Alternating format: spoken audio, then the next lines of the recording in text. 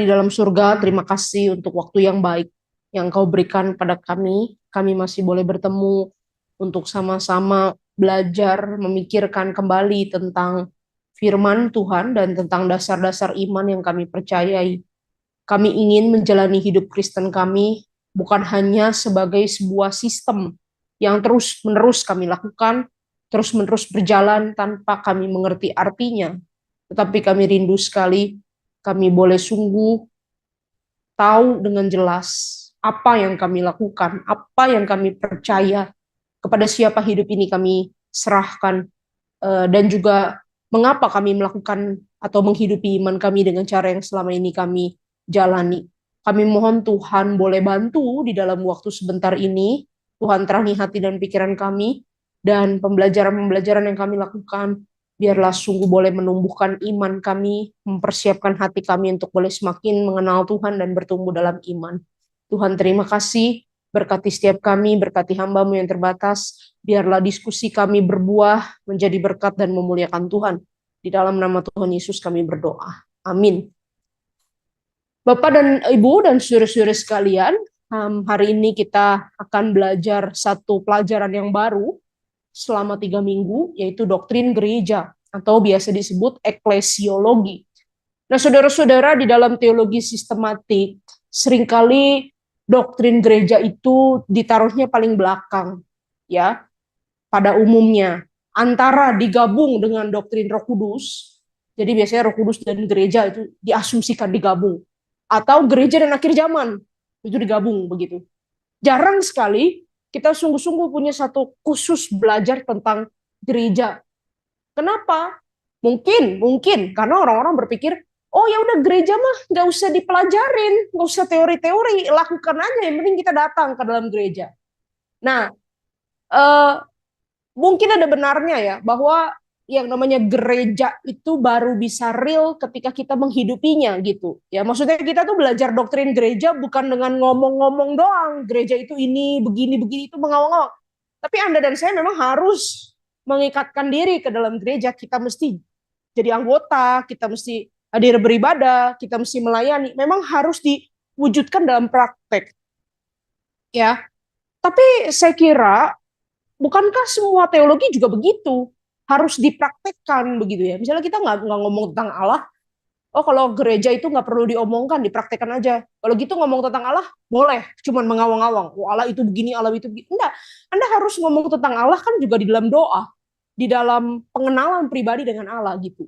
Jadi poin saya adalah apa? Poin saya adalah baik doktrin gereja maupun doktrin apapun di dalam kekristenan, pada akhirnya perlu dipelajari dalam konteks ada pemahaman dan juga ada praktek.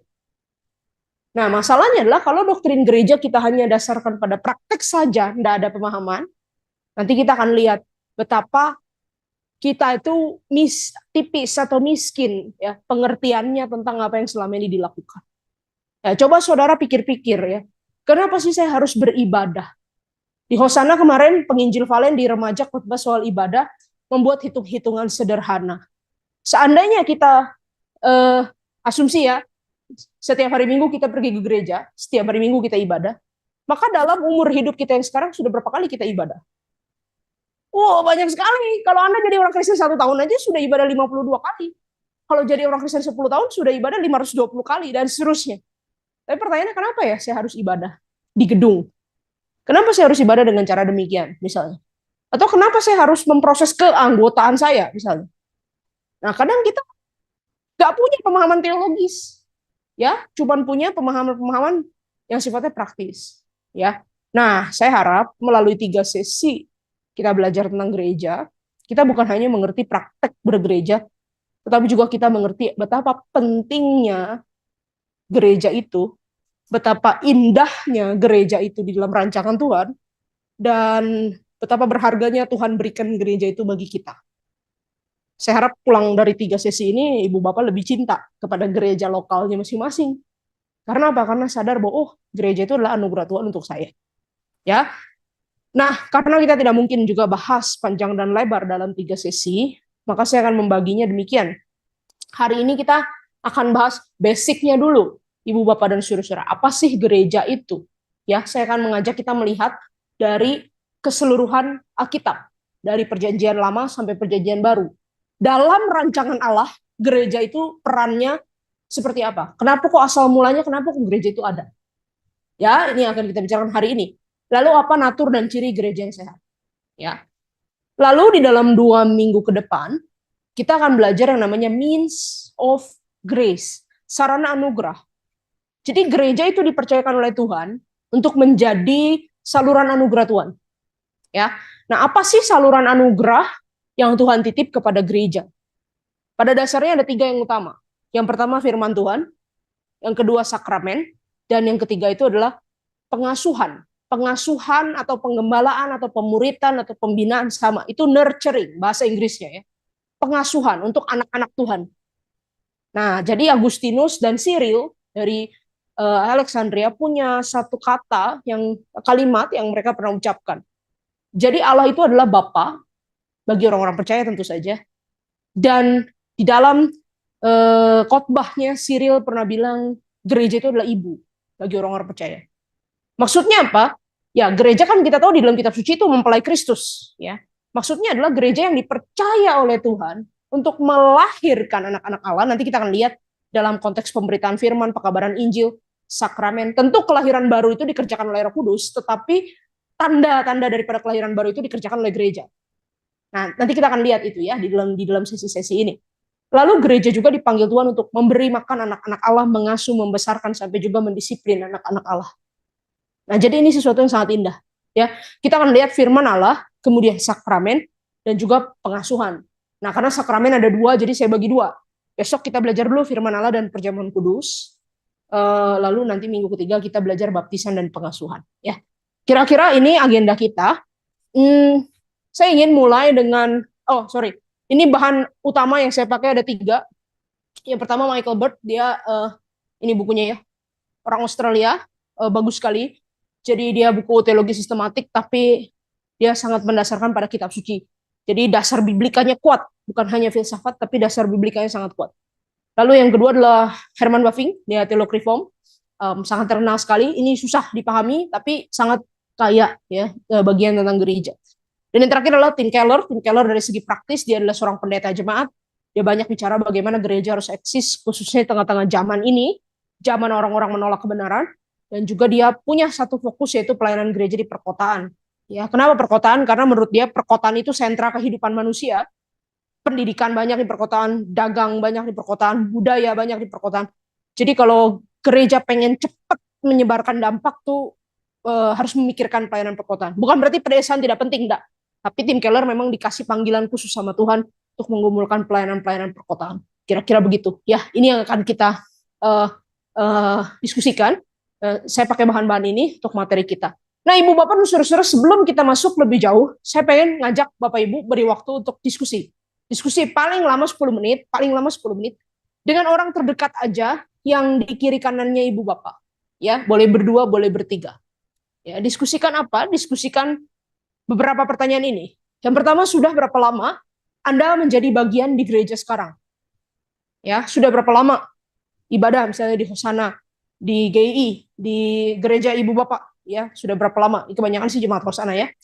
Lalu kenapa kok awalnya bisa ke situ? Bisa ke gereja yang sekarang Ibu Bapak tertanam? Dan kenapa kok Anda bertahan sekian lama? Oke. Lalu coba ceritakan satu pengalaman paling indah, kesan, bagaimana Tuhan merubah hidup saudara dari gereja itu, bagaimana saudara mendapatkan berkat dari gereja itu, satu saja ya, mungkin banyak ya, pilih satu. Dan juga satu pengalaman yang paling menyakitkan, tidak mengenakan, pergumulan yang berat, pasti ada ya di dalam gereja itu. Nah, itu boleh diceritakan. Ya, lalu setelah semuanya itu Ibu Bapak alami, kenapa sampai sekarang Ibu Bapak masih memilih untuk bertahan dan rajin atau aktif tertanam di gereja itu? Cukup gampang ya pertanyaannya ya. Tapi sharing jujur ya. Nah, Ibu Bapak dan saudara-saudara, kenapa saya mengajak kita memulai pelajaran dengan diskusi supaya memberikan orientasi dan apa ya namanya ya, hati kita lebih siap gitu ya untuk membahas soal topik ini lebih relate dengan kehidupan kita. Nah, Bapak Ibu, saya melihat ada dua masalah dalam pembelajaran doktrin gereja hari ini. Jadi dua masalah eklesiologi hari ini. Yang pertama, ada ketidakseimbangan, jomplang, ada jomplang. Khususnya ini maksud saya masalah eklesiologi hari ini di kalangan orang-orang Injili ya, di kalangan orang-orang Reform khususnya. Jadi tidak bicara semua orang Kristen, enggak, ini khusus gereja Injili dan gereja Reform. Ada jomplang, tidak seimbang antara apa? Antara high view of Christology dengan low view of the church. Maksudnya apa? Maksudnya orang-orang Injili, orang-orang Reform, itu percaya ketuhanan Kristus sangat tinggi. Supremasi Kristus, itu kita percaya kan? Kristus melampaui segala sesuatu, percaya kan? Kristus punya karya, melakukan karya penebusan yang final, yang tuntas. Hanya Kristus satu-satunya Tuhan, tiada yang lain. Itu kita sangat percaya. Kristus harus jadi pusat hidup orang percaya, dan tidak boleh ada yang menandingi dia. Nah, itu kita percaya, ya. High view of Christology. Kita sangat menjunjung tinggi Yesus Kristus.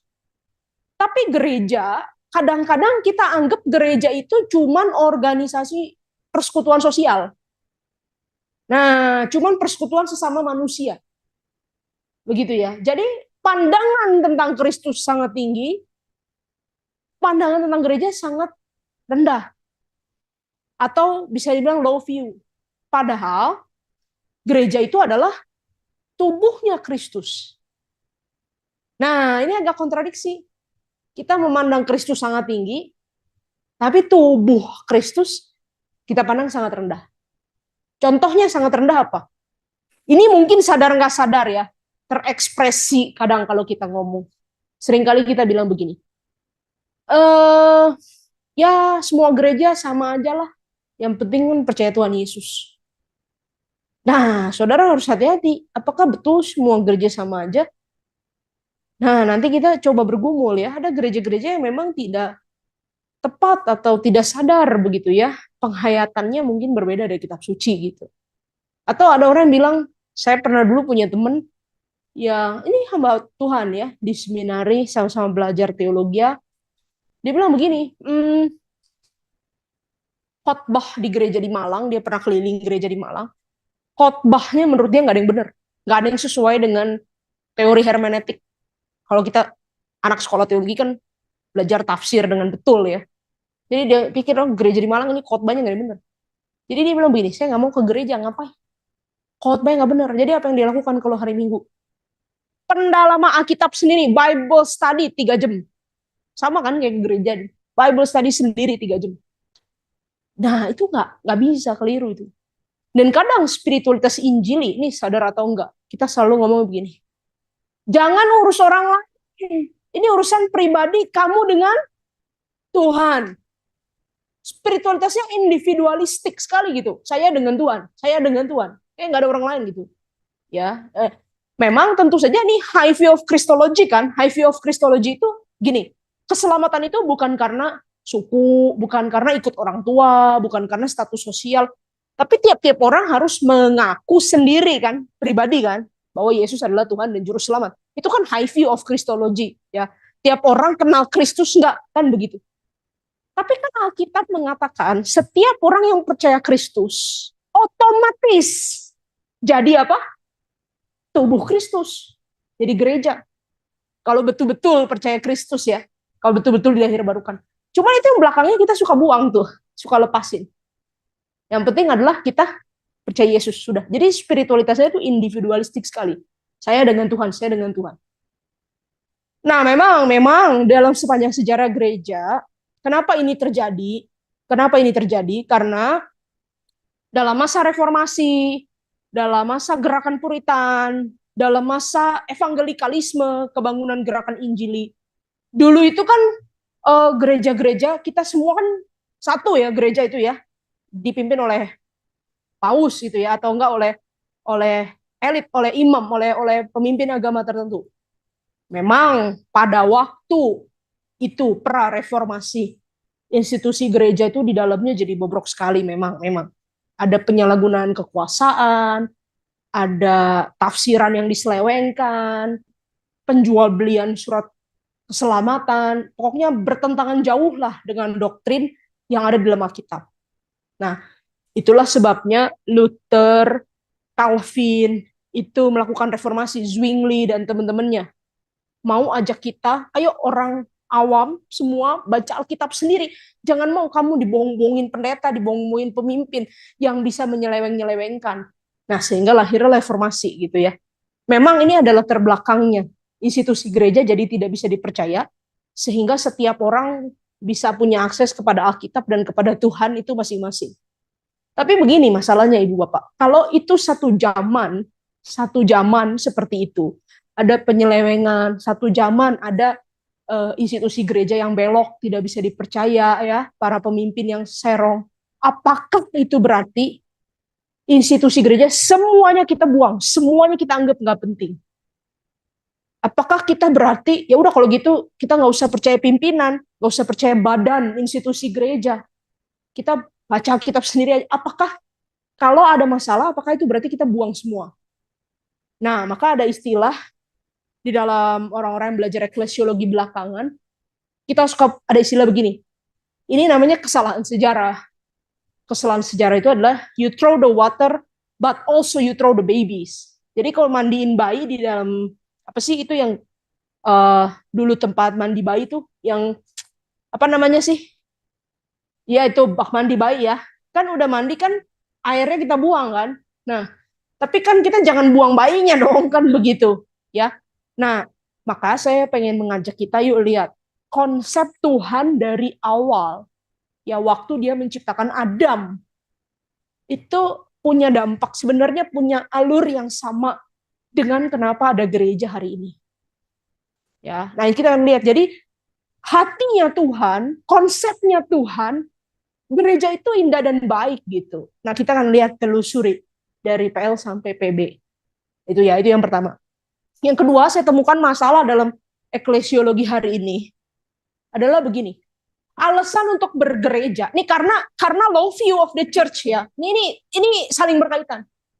Karena gereja tidak dilihat sebagai sesuatu yang tinggi. Gereja tidak dilihat sebagai otoritatif, sebagai lembaga yang berotoritas gitu ya. Gereja itu ya pokoknya gini, seperti seolah-olah yang penting itu adalah saya percaya Yesus aja. Ke gereja itu tambahan. Kan gitu ya. Ya ke gereja boleh iya, boleh enggak. Gereja mah nggak mempengaruhi keselamatan saya. Yang penting saya temu Yesus sudah. Nah, low view of the church itu. Sehingga alasan kita ke gereja kenapa? Kalau Bapak Ibu pikir, sadar, sering dengar di dalam khotbah-khotbah, itu sadar atau tidak, kadang ya, alasan yang diberi, kenapa Anda harus ke gereja, itu sifatnya sosial semua loh. Sosiologis. Kenapa kita harus ke gereja? Karena kita makhluk sosial. Kita butuh orang lain. Kita nggak bisa sendirian. Lalu anak-anak zaman sekarang, ada Gen Z yang bilang, enggak, saya introvert, saya bisa sendirian. Introvert akut katanya. Tapi poinnya adalah alasan yang diberi, kenapa kamu harus ke gereja, itu alasan sosial. Ya, karena gereja ini ya butuh dibangun lah. Kalau orangnya kurang nanti mau gimana gereja ini eksis. Nah itu lebih parah lagi. Jadi kita disuruh ke gereja karena kita mau dipakai sama gereja begitu ya. Nah, alasan-alasan yang diberi itu kadang-kadang alasan sosial. Apa sih alasan teologisnya? Kenapa saya harus ke gereja? Ya, kalau dibilang saya beribadah kepada Tuhan, kenapa harus di rumah Tuhan? Kan saya bisa ibadah di mana-mana. Nah, itu tanpa sadar kembali lagi kenapa? Karena low view of the church. Nah, hari ini saya mau ajak kita semoga ya melalui 3 sesi ini kita punya pemikiran atau image gambaran tentang gereja tuh kalau boleh agak di fine tuning sedikit gitu ya supaya kita mengerti gereja secara proporsional. Oke. Ya, ini harapan yang saya harap bisa kita dapatkan sama-sama dari 3 sesi ini ya. Nah, kita akan mulai dari melihat gereja di dalam rencana Allah. Nah, Ibu Bapak dan saudara-saudara, sebenarnya kalau kita mau lihat kenapa gereja itu ada, kenapa? Kita harus mulai ya dari mana? Ngomongin gereja itu mulai dari mana? Dari Kisah Rasul, ya ketika Roh Kudus dicurahkan, atau dari mana? Dari Kitab Wahyu, waktu gereja terserak di Asia Kecil. Nah, bagi saya, kalau kita mau ngomongin asal-usul gereja, kita harus ngomong dari prima causa. Yang pertama, penyebab pertama dari segala sesuatu. Apa yang paling pertama dari segala sesuatu? Tuhan. Pangkal dari segala sesuatu apa? Tuhan, ya. Nah, Allah yang kita sembah dan Allah yang dinyatakan Alkitab itu adalah Allah Tritunggal, ya. Nanti kita akan belajar doktrin Allah kira-kira kalau nggak salah bulan Oktober ya. Nah, Allah Tritunggal itu adalah cara Allah menyatakan diri. Dia mau dikenal demikian. Dan Allah Tritunggal ini hanya ditemukan dalam kitab suci. Ini makanya keunikan iman Kristen. Allah Tritunggal itu sentral di dalam iman Kristen. Anda nggak bisa bilang Allah itu dui tunggal ya. Enggak, atau monoteis seperti orang Yahudi. Enggak. Allahnya orang Kristen yang dinyatakan di dalam kitab suci adalah Allah Tritunggal. Ya. Nah, Tritunggal itu apa? Tritunggal itu, Bapak Ibu dan saudara-saudara, singkatnya, Tritunggal itu adalah komunitas. Komunitas, ya. Satu hakikat Allah, ya, tapi mewujud atau terdiri dari tiga pribadi. Tiga pribadi. Nanti di dalam doktrin Tritunggal Anda akan belajar lebih dalam tentang apa artinya ini. Jadi tiga pribadi itu three person ya, Bapak Ibu dan saudara-saudara ya, tiga pribadi yang berbeda. Ya. Punya pemikiran masing-masing, perasaan, kehendak, perilaku, tiga pribadi. Ya, jadi bukan satu buah orang saja, seperti saya, satu orang, satu pribadi. Enggak. Allah itu tiga pribadi. Tapi tiga pribadi ini satu hakikat, sama-sama Allah. Tidak ada pribadi yang lain selain ketiga itu, selain Allah Bapa, Allah Anak, Allah Roh Kudus yang adalah Allah. Hanya tiga pribadi ini yang adalah Allah. Dan mereka diikat oleh kesatuan kealahan, ya Godhead, ya persekutuan Allah. Jadi Allahnya orang Kristen itu komunitas. Di dalam komunitas Tritunggal, ya Ibu Bapak dan Saudara, di dalam diri Allah itu ada perbedaan, ada pluralitas. Maksudnya apa pluralitas? Ya Allah Bapa itu beda sama Allah Anak, bukan sama, itu nggak bisa dicampur-campur. Allah Anak sama Allah Roh Kudus itu beda. Beda. Ya Roh Kudus dengan Allah Bapa itu sama. Betul-betul three different person. Each other gitu. Tapi nggak bisa dipisah-pisah tentu saja karena mereka hakikatnya sama-sama Allah. Ya.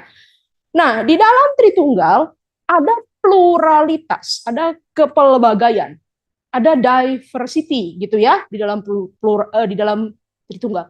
Tapi juga terikat dalam satu kesatuan Allah, dalam unity. Nah, ini pribadi Allah yang kita kenal. Lalu Allah yang kita kenal ini menciptakan manusia. Kenapa manusia harus ada? Karena Allah Tritunggal ini, Ibu Bapak dan Saudara, kasihnya itu limpah ruah. Nah, kasih yang limpah ruah itu pasti menghasilkan sesuatu di luar dirinya. Kasih yang limpah ruah itu pasti melampaui diri, menembus keluar diri, dan menghasilkan buah. Itu kasih yang limpah ruah. Ya.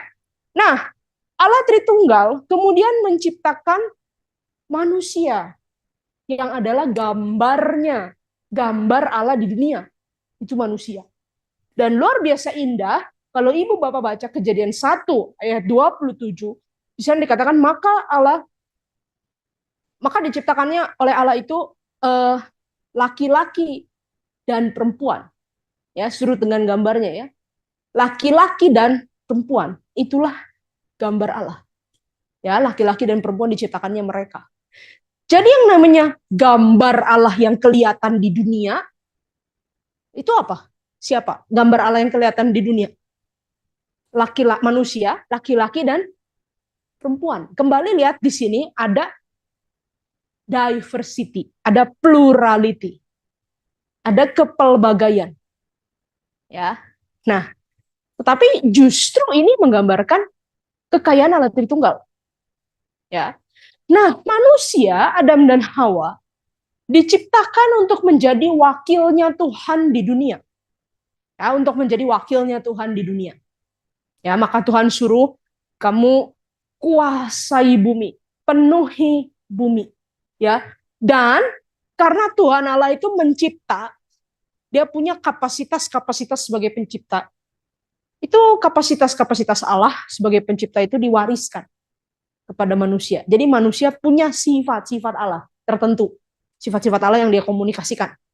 Ada sifat-sifat yang dia tidak komunikasikan, ya nanti kita belajar itu di bagian doktrin Allah. Tapi kenapa kita punya, singkatnya begini, kenapa kita punya akal budi? Kenapa kita bisa berpikir? Kenapa kita punya hati nurani, moral?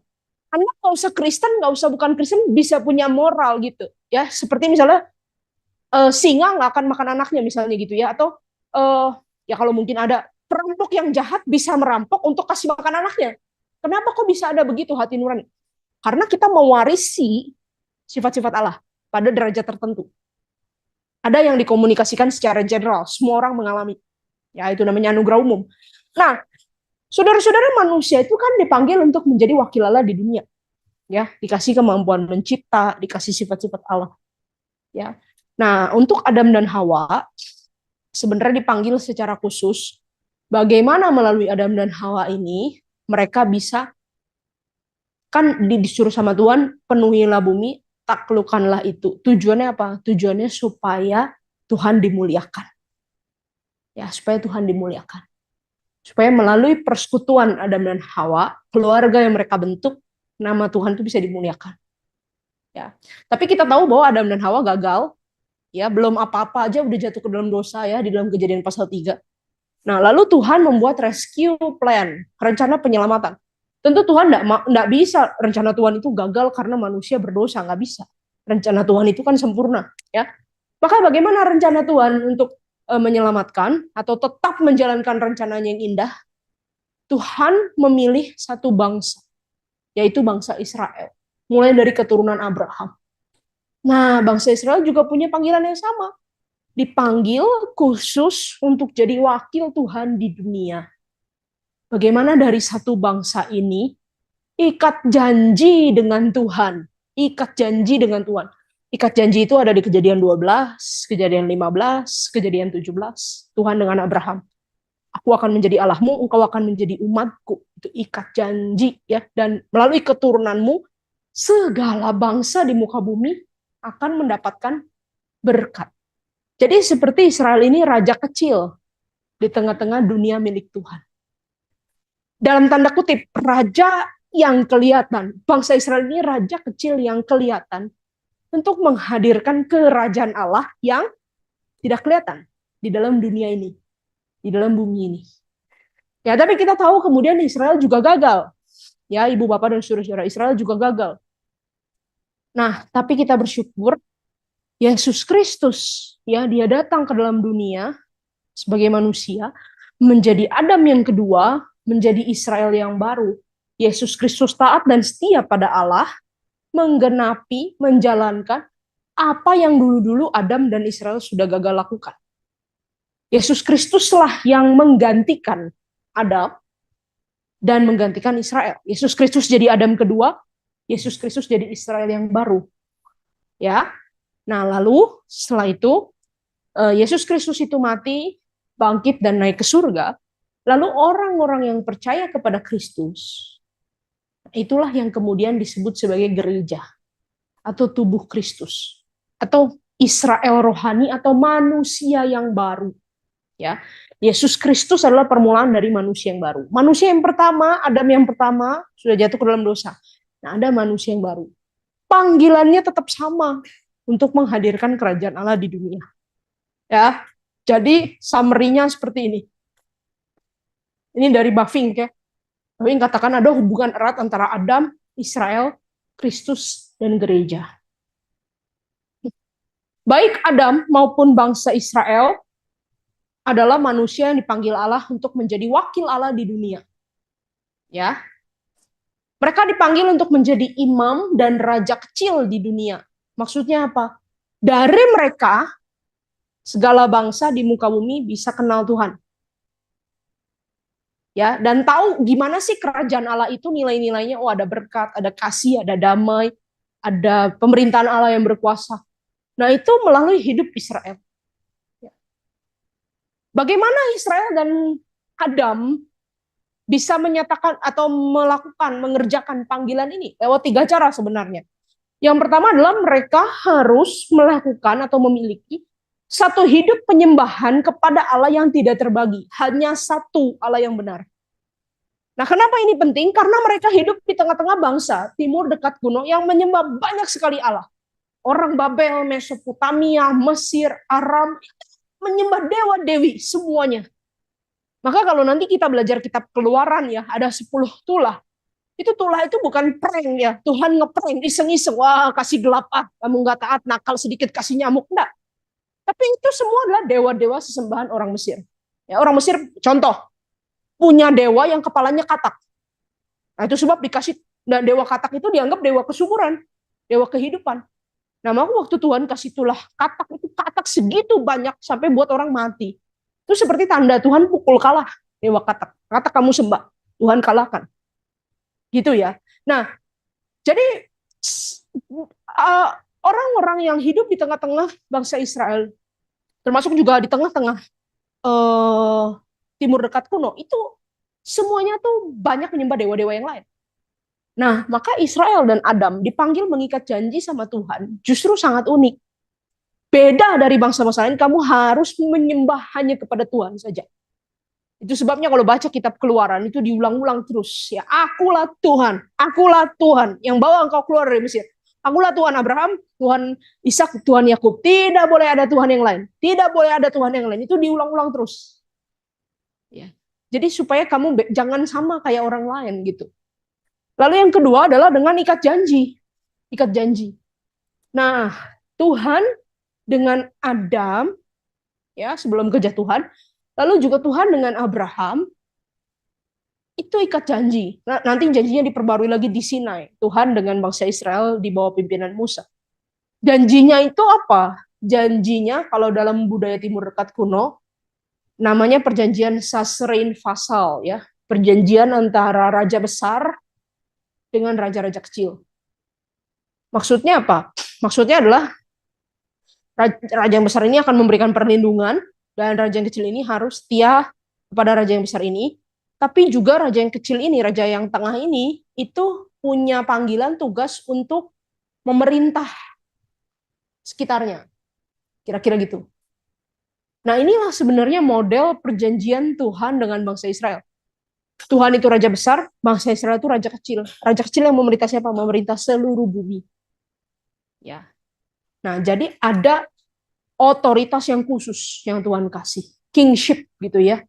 Atau priesthood. Nah, itu Tuhan beri gitu. Memang. Ya. Yang sangat indah itu begini ya. Ibu, bapak, dan saudara-saudara.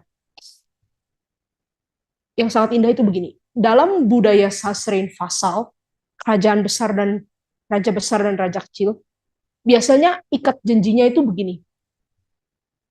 Raja yang kecil ini ya harus mempersembahkan korban kepada raja yang besar. Dia harus bakar dengan api. Jadi sembelih anak lembu atau domba. Yang raja kecilnya tentu saja ya, tata di atas mezbah, lalu bakar dengan api. Itu tanda apa? Itu tanda begini. Kalau saya tidak taat, saya menyeleweng dari engkau, saya akan habis. Saya akan binasa. Saya akan habis seperti dimakan api ini. Itu kira-kira begitu. Tapi kalau ibu bapak baca Kejadian 17 ya. Kejadian 17. Itu ikat janji Tuhan dengan Abraham. Ikat janji Tuhan dengan Abraham. Peneguhan perjanjian. Tuhan suruh Abraham begini. Kamu potong anak lembu, kamu potong anak domba, lalu taruh itu di kayak di sepanjang jalan begitu. Ya ditaruh. Udah. Cuma suruh potong dan taruh. Tuhan enggak suruh Abraham nyalain api. Ya, Tuhan suruh Abraham itu potong domba, siapkan domba. Habis itu apa? Abraham melakukan seperti itu. Habis itu apa? Ya udah, nggak ada apa-apa. Tapi Musa bilang, penulis kitab Kejadian, ceritakan kejadian itu. Tuhan lalu di korban persembahan yang diberikan oleh Abraham itu. Lalu tiba-tiba api menyambar. Jadi yang nyalain apinya siapa? Tuhan. Maksudnya Tuhan mau ngomong apa? Ini ikat janji bukan bergantung pada kesetiaan raja bawahan. Tapi ikat janji bergantung pada kesetiaan siapa? kesetiaan Tuhan. Dia mempertaruhkan dirinya sendiri. Kalau saya tidak tepati janji, kira-kira ya, habislah saya. Padahal Tuhan tidak pernah tepat janji kan. Tuhan setia dan Tuhan tepati janji. Tapi dia ikat janji, materainya adalah dirinya sendiri. Dan memang nanti kita lihat di atas kayu salib, Israel yang langgar, Israel yang tidak setia, Israel yang tidak tepat janji, tapi Tuhan Allah yang dalam tanda kutip menyerahkan, menghabiskan tubuhnya sendiri. Itu setianya Allah. Ya. Nah, gereja itu orang-orang yang dipanggil dengan perjanjian seperti itu. Bukan karena usaha kita, perbuatan kita, tapi karena kesetiaan Allah yang besar. Dan yang ketiga, sebenarnya Adam dan Israel dipanggil Tuhan untuk menghadirkan kerajaan Allah di dunia, untuk menjadi wakil Allah di dunia. Dengan cara apa? Dengan cara melakukan cara hidup yang beda dari dunia, cara hidup yang lain sendiri, yang diatur oleh Taurat. Cara hidup yang sistem sosialnya, sistem nilainya sangat berbeda dari bangsa-bangsa lain. Nah, kita tahu bahwa baik Adam maupun Israel sama-sama gagal untuk menjalankan panggilan itu. Ya. Lalu karena ketidaktaatan mereka, Adam diusir keluar dari Taman Eden, Israel juga mengalami satu masa pembuangan dari Kanaan ke Babel. Tetapi kita bersyukur Yesus datang ke dalam dunia sebagai Adam yang kedua dan juga Israel yang baru, ya. Roma 5 itu katakan apa? Dosa masuk karena satu orang, tapi juga penebusan datang karena ketaatan satu orang, ketaatan Kristus, membawa kebenaran, penyucian bagi semua umat Tuhan. Luar biasa sekali. Lalu dikatakan juga Yesus menjalankan dengan taat dan sempurna seluruh tugas panggilan yang Adam dan Israel gagal lakukan. Yaitu apa? Yaitu Yesus menjadi wakil Allah di dunia, Yesus menghadirkan keselamatan dan berkat ilahi bagi segala bangsa. Nah, Ibu Bapak dan saudara-saudara, gereja itu adalah tubuh Kristus di dalam dunia. Ya, gereja adalah tubuh Kristus di dalam dunia. Gereja itu adalah komunitas imam yang menjadi wakil Allah di dunia. Jadi kita membawa panggilan yang sama dari Adam, dari Israel yang gagal, lalu Kristus lakukan. Nah, kita sebagai tubuh Kristus meneruskan panggilan itu menjadi wakil Allah di dunia. Ya, mari kita baca 1 Petrus pasal yang kedua, saudara-saudara. 1 Petrus pasal yang kedua, ayat 9 dan 10.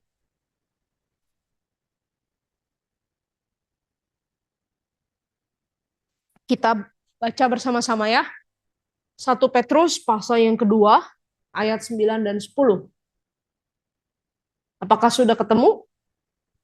Ya, mari kita baca sama-sama ya. 1, 2, 3.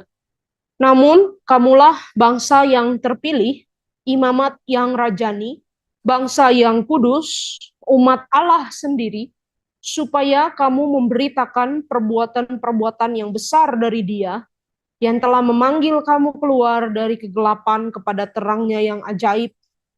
Kamu yang dahulu bukan umat Allah, tetapi sekarang telah menjadi umat-Nya. Yang dahulu tidak dikasihani, tetapi sekarang telah beroleh belas kasihan. Ya. Nah, gereja adalah komunitas imam, jadi gambar Allah yang diciptakan dengan karunia, kapasitas, mewarisi sifat-sifat Allah tertentu, untuk bisa menjadi wakil Allah di dunia. Ya, melalui gereja Tuhan mau menghadirkan kerajaan Allah, menghadirkan pemerintahan Allah, menghadirkan kuasa Allah. Nah, ini dilakukan dengan cara apa? Dengan cara,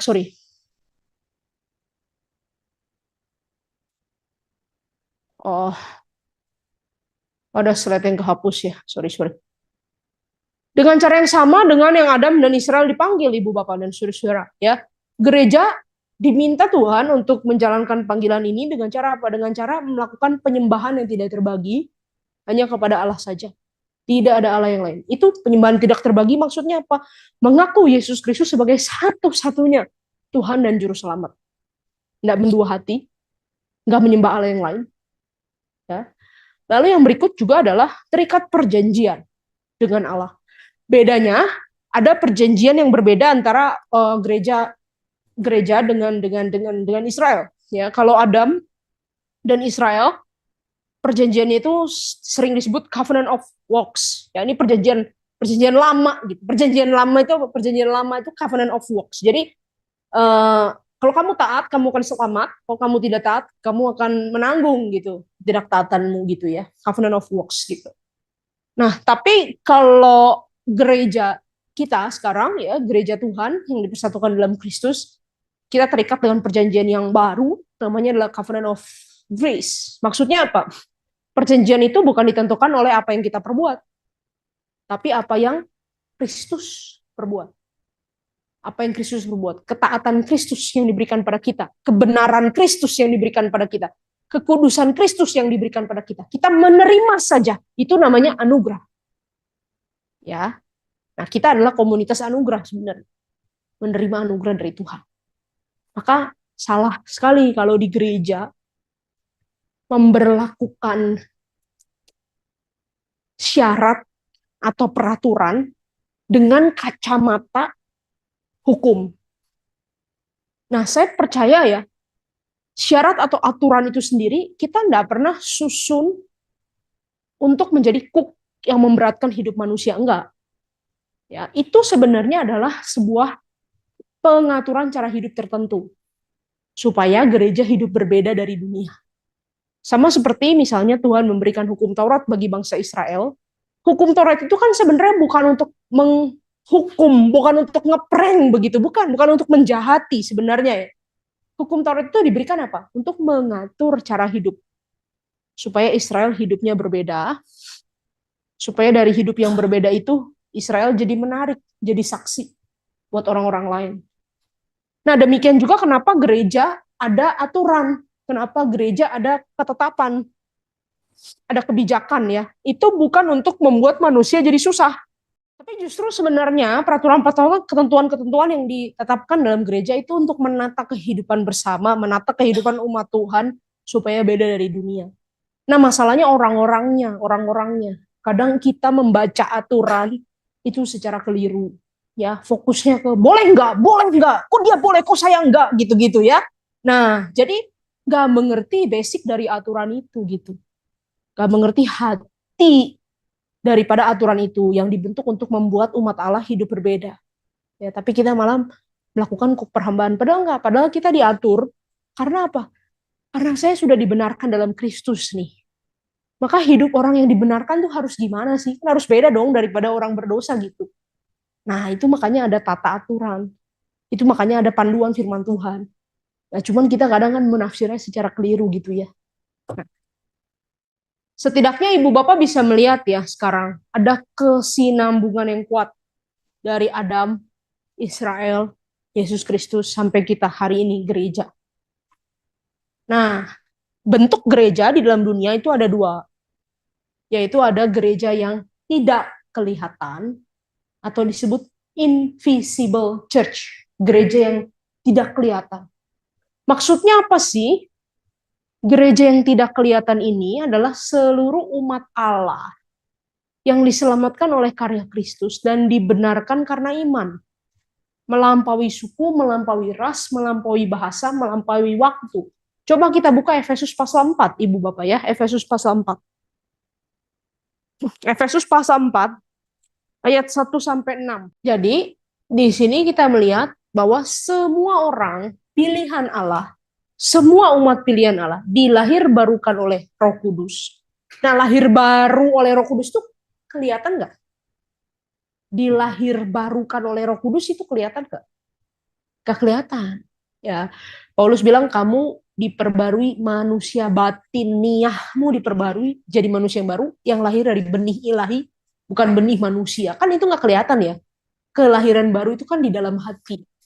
Makanya waktu itu kan Nikodemus salah mengerti kan, dibilang harus lahir baru, terus dia bilang, gimana masuk lagi ke perut? Salah, lahir baru itu yang bukan yang kelihatan, kan begitu. Ya, nah jadi ini gereja yang tidak kelihatan itu maksudnya semua orang yang dilahir barukan oleh Roh Kudus. Semua orang yang percaya kepada Kristus. Nah, kita percaya kalau orang bisa lahir baru oleh Roh Kudus, kalau orang bisa sadar dosa-dosanya, orang bisa bertobat, orang bisa terima Yesus sebagai Tuhan dan Juru Selamat, pasti dia orang pilihan. Tuhan sudah pilih dan tetapkan dia. Ya. Nah, kita orang-orang pilihan ini diselamatkan oleh apa? Oleh karya Kristus di atas kayu salib dan dibenarkan karena iman. Iman itu siapa yang hasilkan? Tuhan yang beri. Kita nggak bisa hasilkan. Iman itu bukan berarti kita memilih percaya karena saya mau percaya. Saya kan udah usaha saya percaya. Enggak, percaya itu bukan usaha. Iman itu diberi. Kita bisa percaya karena Tuhan yang beri. Kalau Tuhan nggak beri, kita nggak akan bisa percaya. Ya, nah orang-orang yang dilahirbarukan oleh Roh Kudus, yang dibenarkan karena iman, ini melampaui suku, ras, bahasa, dan waktu. Contohnya begini, menurut Ibu Bapak, Petrus, Rasul Petrus, dilahirbarukan oleh Roh Kudus nggak? Rasul Petrus itu dilahirbarukan oleh Roh Kudus nggak? Kok ragu-ragu nih? Petrus lahir baru nggak? Lahir baru. Petrus dibenarkan nggak karena imannya? Dibenarkan. Petrus orang pilihan Tuhan bukan? Orang pilihan. Abraham lahir baru nggak? Lahir baru. Abraham itu orang pilihan Tuhan bukan? Pilihan Tuhan. Abraham dalam tanda kalau bahasa sekarang ya, Abraham tuh percaya Tuhan Yesus nggak? Meskipun Yesus belum lahir. Percaya ya? Nah, berarti Abraham, Paulus, Petrus, Johnson, saya satu gereja. Ya, gereja apa? Gereja yang tidak kelihatan. Jelas?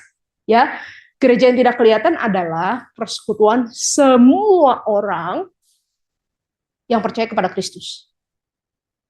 Ya, melampaui sejarah, melampaui suku budaya, melampaui tempat, melampaui zaman. Itu gereja yang tidak kelihatan. Ya. Termasuk misalnya orang-orang yang sudah meninggal terlebih dahulu dari kita, kakek kita misalnya. Tapi dia percaya Tuhan Yesus. Ya gitu, itu satu gereja. Gitu. Gereja yang tidak kelihatan. Yang nantinya akan dibangkitkan oleh Kristus secara tubuh waktu dia datang kembali. Ya. Nah, lalu ada bentuk gereja yang kelihatan, visible church. Nah, ini adalah perwujudan atau tanda dari tanda yang terlihat, wujud yang terlihat, bentuknya dari gereja yang tidak kelihatan tadi itu. Ditandai dengan apa? Ditandai dengan organisasi, ditandai dengan pengelolaan pelayan. Ya, jadi ada gereja yang kelihatan, ada gereja yang tidak kelihatan. Nah, cuman persoalannya kan begini ya.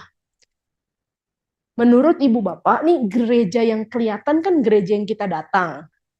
Ya kan, misalnya saya di GKM Hosana, misalnya gitu ya. Hampir sebagian kita, kebanyakan di sana. Menurut Ibu Bapak, semua orang yang datang ke gereja tiap hari Minggu, percaya Yesus nggak? Semua yang ikut ibadah. Belum tentu ya. Ada yang percaya, ada yang belum percaya. Bisa nggak ada orang, dia dari kecil udah denger lagu rohani, sekolah Kristen, ya tahu kisah-kisah Alkitab. Terus dia memang diajak temen, dari kecil dia ke gereja itu terus. Sampai tua, lama, ke gereja itu terus. Tapi dalam hatinya dia tidak pernah punya hubungan pribadi dengan Tuhan. Tidak pernah terima Yesus sebagai Tuhan dan Juru Selamat. Bisa nggak ada kemungkinan itu? Bisa, meskipun dia tiap minggu ke gereja. Maka harus hati-hati di sini. Tidak semua orang yang hadir dalam gereja yang kelihatan itu adalah bagian dari gereja yang tidak kelihatan. Nggak semua orang yang visible ini itu bagian dalam invisible church. Kadang-kadang kalau dalam bahasa Matius pasal 25 itu ada domba dan ada kambing. Ada orang yang memang dikenal Tuhan dan mengenal Tuhan. Ada orang yang merasa kenal Tuhan, Tuhan tidak kenal dia. Nah, kita tidak tahu siapa yang di antara kita gitu. Dan bukan tugas kita juga menebak-nebak. Ya, tapi kita percaya kalau saya terima Tuhan Yesus sebagai Tuhan dan Juru Selamat, saya itu domba pasti. Saya bagian gereja yang sejati. Gak usah dipertanyakan lagi. Wah, jangan-jangan saya nanti kambing. Enggak, itu kita nggak mempertanyakan lagi. Yang penting adalah pertanyaannya, kita percaya Tuhan Yesus nggak sebagai satu-satunya Tuhan dan Juru Selamat.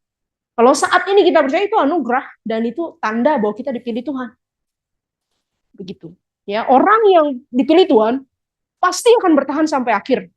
Jadi Anda juga tidak menjalani iman tuh dengan tidak pasti gitu, dengan ketakutan. Wah, nanti kalau satu kali saya murtad gimana ya? Kalau satu kali saya murtad, ya jangan pikir murtad dong. Kita udah dipilih, nggak pikiran murtad-murtad, jangan gitu. Ya, saya dipilih, saya akan dipegang Tuhan sampai akhir. Dan kalaupun saya melenceng, Tuhan akan tarik saya balik. Ya, jangan juga kita tunggu-tunggu kapan saya akan melenceng gitu. Enggak, ya nggak usah begitu. Percaya dengan iman bahwa saya sudah dipilih Tuhan, menerima anugerah Tuhan. Ya, dan bukan bagian kita untuk nentuin hidupnya orang lain.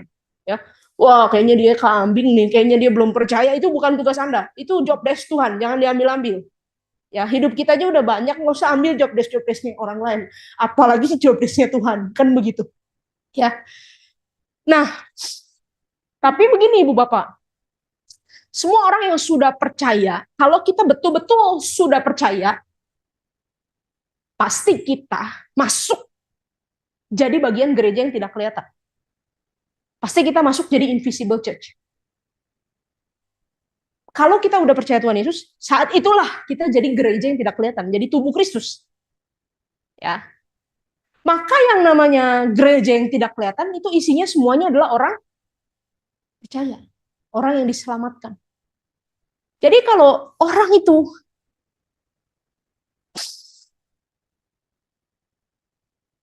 keluar, kalau orang itu keluar misalnya, keluar dari gereja yang tidak kelihatan, menyangkal imannya, ya, bisa nggak seseorang itu keluar dari gereja yang tidak kelihatan?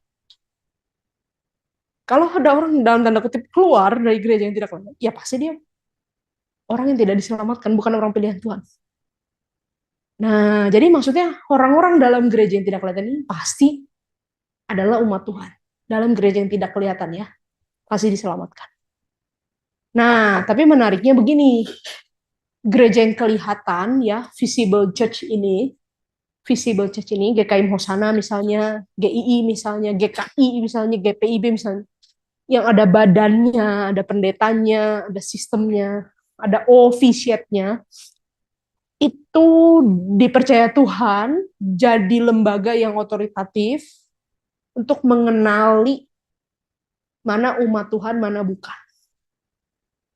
Nah, ini kalau di dalam Matius pasal 16, itu ada percakapan antara Tuhan Yesus dengan Petrus ya. Tuhan Yesus tanya kepada Petrus, menurut orang lain aku ini siapa? Lalu Petrus ngomong kan, menurut orang lain kamu itu Elia, kamu itu para nabi gitu kan. Lalu Tuhan Yesus tanya kepada Petrus, kalau menurut kamu, pada para murid ya, aku ini siapa? Lalu Petrus bilang, kau adalah Mesias, anak Allah yang hidup. Nah ini pengakuan percaya gereja. Lalu Tuhan Yesus bilang, kamu berbahagia, karena bukan manusia yang kasih tahu itu kepadamu, tapi Allah sendiri. Lalu Tuhan Yesus bilang, di atas batu karang ini, maksudnya pengakuan percaya ini, Tuhan akan mendirikan gereja, dan Allah mau tidak akan menguasai gereja. Lalu ada satu kata seperti ini, apa yang kamu ikat di dunia, terikat di surga, apa yang kamu lepas di dalam dunia, terlepas di surga. Maksudnya apa?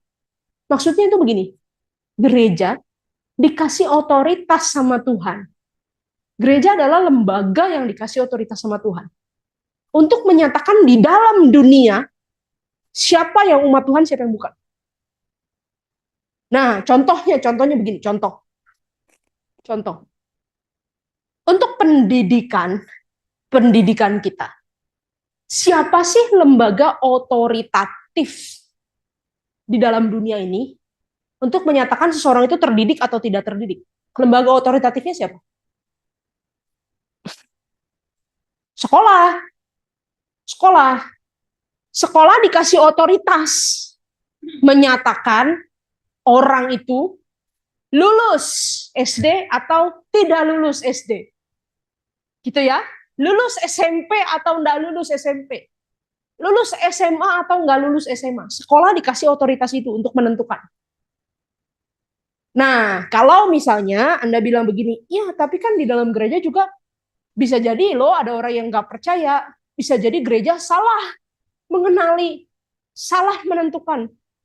Nah, ini adalah persoalan yang berbeda, jangan disangkut pautkan. Contohnya begini, contoh. Banyak orang yang bilang begini, gak usah percaya sama sekolahan katanya. Thomas Alva Edison aja berhenti dari sekolah umur 8. Nggak sekolah kok, bisa jadi penemu. Ya, kita semua juga nggak usah sekolah aja. Bisa nanti kita jadi penemu. Apa bisa Anda menerapkan logika itu? Ya nggak bisa. Nggak bisa. Nah, sekolah itu menyatakan si, misalnya ya, Thomas Alva Edison atau orang tertentu tidak lulus. Apakah itu berarti orang itu bodoh? Enggak. Belum tentu. Belum tentu. Tapi sekarang poinnya kita lagi bicara apa? Kita lagi bicara lembaga otoritatifnya. Lembaga otoritatifnya adalah gereja. Ya, contohnya, makanya kenapa? Oh, kadang-kadang ada orang yang ini agak membingungkan kita gitu ya. Zaman dulu kan ada kisah-kisah, katanya sudah berkhotbah, sudah pendeta, tapi kok baru di dalam satu kali di masa tuanya dia menangis, dia bertobat, dia percaya Yesus. Jadi selama ini gereja salah dong mengenali dia sampai dia bisa jadi pendeta, misalnya begitu. Ya, nah ada nggak kemungkinan itu? Ya bisa ada, tapi kita tidak sedang membahas bahwa oh kalau gereja salah berarti semuanya salah. Enggak begitu. Tapi poin dasarnya adalah gereja ini lembaga otoritatif yang Tuhan beri di dalam dunia untuk menentukan mana yang umat Tuhan, mana yang bukan umat Tuhan. Tandanya gimana gereja menentukan atau mengenali mana yang umat Tuhan dan yang tidak? Ya dari pengakuan percaya. Pengakuan percaya seseorang di depan publik yang akan diteguhkan lewat baptisan dan akan diteguhkan lewat CD. Ya, lewat keanggotaan. Lewat keanggotaan ke dalam gereja yang visible itu. Nah, keanggotaan itu sebagai tanda bahwa saya juga bagian dari invisible church. Bagian dari gereja yang percaya Tuhan. Oke, saya mau akhiri dengan cepat. Ada karakteristik gereja yang dituliskan di dalam Credo Nicea. Nah, Credo Nicea ini pengakuan iman yang dipercaya oleh rasul-rasul dan diteruskan kepada gereja sepanjang sejarah dari tahun 325. Jadi sekarang tahun 2025 itu ulang tahun Credo Nicea ke 1700. Lagi ramai orang-orang bahas lagi ini. Ya, jadi ada kata-kata begini. Aku percaya kepada gereja yang satu, kudus, katolik, dan apostolik. Kalau dalam pengakuan iman rasuli, gereja yang kudus, nah satu katolik dan apostolik ini dirangkum jadi satu kata yaitu am. Nah am, Anda kan suka nggak ngerti ya, gereja yang kudus dan am. Apa sih am? Am itu adalah satu katolik dan apostolik, sinonimnya. Ya, nah penjabarannya apa? Gereja yang satu, maksudnya adalah gereja yang satu ini bukan berarti satu macam gereja saja, bukan berarti satu denominasi saja yang benar, semua yang lain salah. Bukan. Bukan berarti juga hanya ada satu cara bergereja yang lain tidak boleh. Bukan. Tapi gereja yang satu itu merujuk kepada karya Allah yang sama. Karya Allah yang sama. Waktu menyelamatkan Abraham, menyelamatkan Petrus, menyelamatkan Musa, menyelamatkan Paulus, menyelamatkan saya, menyelamatkan Ibu Leni, menyelamatkan Ibu Rati. Itu penyelamatan yang satu. Ya, sehingga kesatuan kita tadi adalah kesatuan yang dibacakan dalam Efesus 4. Satu roh, satu iman, satu Tuhan, satu baptisan, dan seterusnya. Ya. Hanya ada satu kepala saja, yaitu Kristus, dan satu tubuh yang sejati. Satu tubuh yang sejati itu maksudnya invisible church. Semua orang percaya yang diselamatkan Allah. Itulah satu tubuh yang sejati. Ya. Nah, kemudian gereja yang kudus, itu maksudnya gereja pada naturnya dipisahkan Allah dari dunia. Untuk apa? Untuk menjadi milik Allah sendiri. Dipisahkan, dibedakan dari dunia. Untuk menjadi milik Allah, untuk melayani Allah, untuk tujuan Allah. Nah kita, umat Allah, gereja yang kelihatan, pemimpin gereja yang kelihatan, dipanggil untuk menjaga kekudusan gereja. Dengan cara apa? Dengan cara menghindari dari segala kecemaran. Kalau bahasa Alkitab itu jauhkan ragi, jauhkan dari segala kecemaran. Bagaimana menjauhkan dari segala kecemaran? Menurut saya, langkah pertama, pastikan, ini makanya tugas pemimpin gereja ya, pendeta, penginjil, penatua, diaken. Pastikan gereja Anda tidak disusupi ajaran sesat. Itu menjaga kekudusan gereja. Tidak disusupi penyesatan. Lalu jangan sampai disusupi nilai-nilai dunia yang mencemarkan. Sekularisme, materialisme. Ya, kita senang kalau pengunjung gereja banyak. Kenapa? Harusnya kalau kita menjaga kekudusan gereja ya, senang orang banyak itu tujuannya apa? Semakin banyak orang yang bertobat, semakin orang banyak yang mengaku Yesus sebagai Tuhan, semakin orang yang banyak dimuridkan, semakin banyak orang yang melayani, semakin banyak orang yang memimpin. Kalau materialisme itu apa? Semakin banyak orang yang datang, semakin banyak persembahan, semakin banyak marketing. Nanti orang tambah banyak lagi, kita bisa buka gereja baru. Pemikirannya sekularis gitu. Nah, hati-hati. Kita mesti jaga gereja jangan dicemari oleh nilai-nilai dunia. Kemudian juga pragmatis, individualis, itu nilai-nilai dunia. Hedonis misalnya, hedonis ya, nggak mau yang sederhana-sederhana. Pengennya yang mewah, branded. Nah itu hati-hati saudara ya. Nah kemudian juga gereja yang apostolik, Katolik, gereja yang Katolik. Nah Katolik di sini maksudnya bukan Katolik Roma, tapi Katolik ini maksudnya adalah rengkuhan gereja yang sempurna, embracing all believers. Maksudnya apa? Maksudnya kalau kita believers, kalau kita percaya Tuhan, otomatis kita terhisap dalam gereja. Enggak bisa seseorang bilang saya mau mengeluarkan diri dari the body of Christ. Enggak bisa. Kalau kita percaya Yesus, ya kita body of Christ, nggak bisa keluar-keluar gitu. Kecuali kalau kita namanya menolak, maksudnya saya tidak mau jadi tubuh Kristus, ya nggak bisa, nggak ada. Itu sama dengan kita menolak Kristus, sama dengan kita menolak rengkuhan keselamatan Tuhan gitu. Nah ini bicara invisible church ya, bicara invisible church. Oke. Lalu yang berikutnya adalah gereja yang apostolik. Apostolik di sini maksudnya meneruskan ajaran para rasul dan gereja juga menyatakan suara kebenaran di tengah dunia yang bengkok. Menyatakan suara apa yang Tuhan mau ya di tengah dunia yang cemar ini. Nah, sampai di sini dulu Ibu Bapak dan Saudara-saudara, minggu depan kita coba bahas lagi lebih mendarat bagaimana anugerah Allah dialirkan dalam gereja lewat firman dan sakramen. Kita boleh akhiri di dalam doa. Saya pengen minta secara khusus Pak Hosea boleh bangkit berdiri, kita mau berdoa untuk Pak Hosea. Ya Ibu Bapak, Pak Hosea akan pulang ke Toraja minggu depan Kamis tanggal 10. Ya, jadi kebetulan Pak Hosea senang belajar dan bersyukur bisa menjadi jemaat di Hosana sekian tahun. Ya, kita doakan untuk rencana kepindahan sekeluarga dengan istri dan 3 putra, supaya Tuhan tolong berikan kelancaran, dan nanti di Toraja pun Tuhan bisa pakai proses keluarga jadi berkat. Mari kita berdoa. Bapa di surga, kami bersyukur karena Engkau menanam kami di dalam gerejamu dan memberikan gerejamu juga sebagai alat untuk Tuhan boleh mengasuh kami, melahirbarukan kami di dalam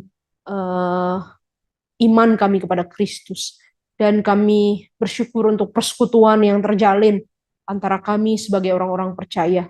Kami berdoa agar kiranya Tuhan memberikan kepada kami hati yang lebih mengasihi gerejamu, bukan karena orang-orangnya, bukan karena apa yang terjadi di dalamnya, tapi karena Kristus sendiri yang membentuknya, dan Kristus bahkan telah menyerahkan dirimu juga untuk gerejamu. Tuhan, kami mau berdoa secara khusus pada malam hari ini untuk Pak Hosea, jemaat bagian daripada gereja kami yang akan pindah ke Toraja.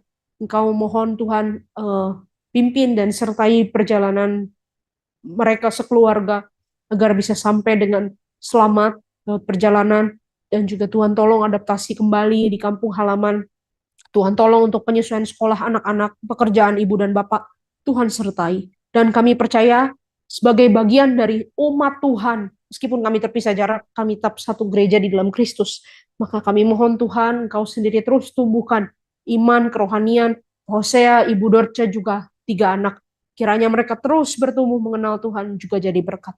Terima kasih untuk anugerah Tuhan. Kami berdoa menyerahkan hidup kami dan juga pelayanan kami Di dalam nama Tuhan Yesus kami berdoa. Amin. Tuhan memberkati Ibu Bapak.